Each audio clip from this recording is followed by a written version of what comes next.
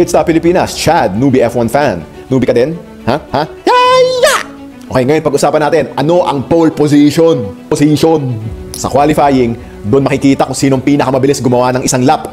Yun kasi ang magdidikta kung saan ang pwesto mo sa starting grid pagdating ng karera. So kung sino may pinakamabilis na lap, sa kanya mapupunta ang pole position. So ang pole position, yan ang pinakaharap na pwesto sa starting grid. Ikaw ang pinakauna sa pila ng mga kotse pag nagsimula ang karera. Laking advantage na ito. Bakit? Siyempre natural, ikaw ang pinakauna. Lamang ka na agad sa karera. Tapos wala pang traffic sa harap mo. Hindi mo kailangan makipag-gitgitan sa gitna.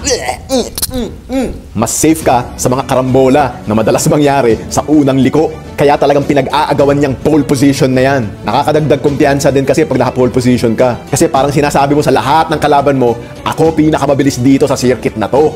Uy, pero wag ka. Hindi porke nasa pole position ka, sure ball panalo ka na. Isang mali mo lang sa pagmamaneho, isang delay lang sa pit stop, isang palya lang ng makina, o isang butas ng gulong, sira ang advantage mo sa karera. Goodbye karera ka. Yan ang pole position.